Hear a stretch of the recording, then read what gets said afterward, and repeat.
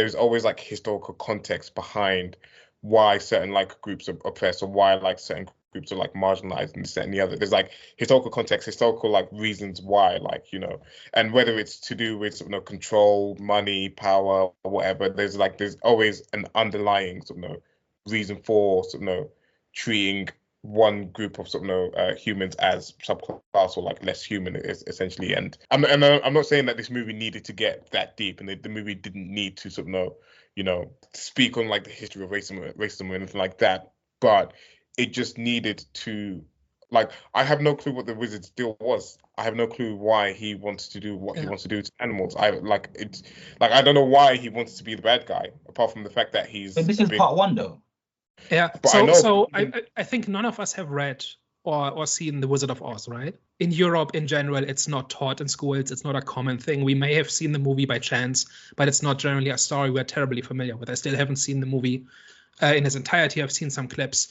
But the basic deal with the wizard is that he's from Earth, and he found his way to Oz by chance, and he's basically a con artist who scammed everybody into believing he was a wizard. That's the deal with this machinery that makes him look big and imposing, and so on. But it's really just, you've heard the phrase, don't look at the man behind the curtain.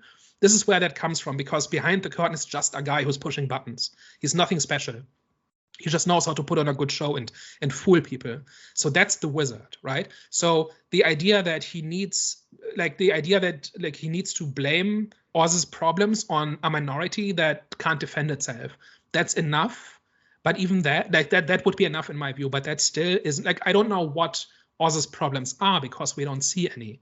What is the societal problem that's being deflected and blamed on the animals, for example, right? I didn't notice any.